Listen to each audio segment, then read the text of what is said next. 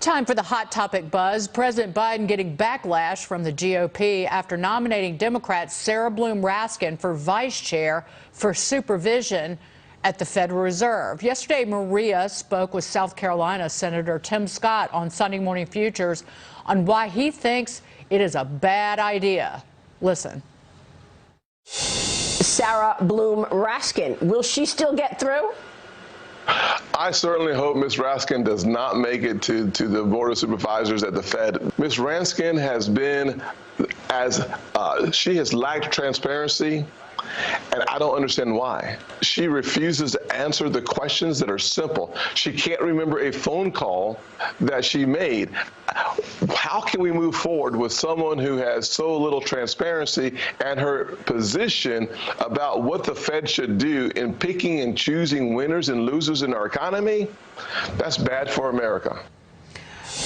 Monica, to shed some light on what the senator there is talking about, this involves her work for a fintech outfit, financial technology. It's called Reserve Trust.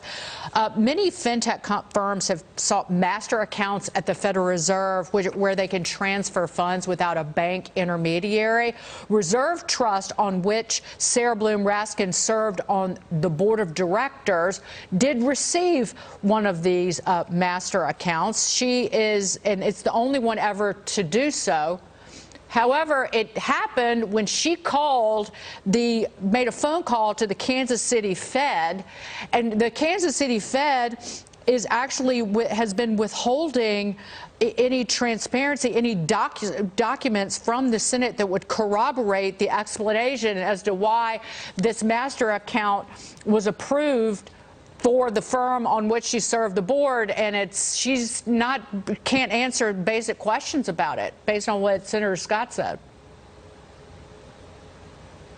Yeah, she should be able to produce those documents and produce an answer that should satisfy senators voting on her nomination, Dagan. But it's not just the transparency, as problematic as that is. It's also the fact that she's apparently conflicted out all over the place. Remember, she was at the Fed before, then she cashed out of the Fed and got some plush board seats, and then she went back to the Fed to lobby on behalf of at least one of those companies. So she's lobbying the Fed, the government agencies she used to serve on, for special interests, and now she wants to go back to that government agency after she just spent a good deal of time lobbying it.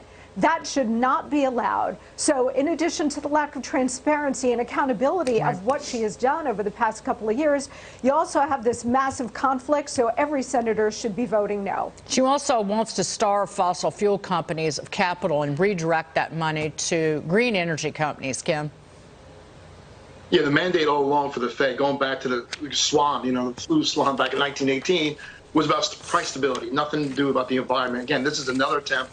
I don't think she's going to get through anyway with all the conflicts, and she can't answer questions. But really, if you look at it where she comes from, this is not what the Federal Reserve does. The Federal Reserve does not get involved in the environment, looking for price stability, and they have a lot of work cut out for them this year already without this problem.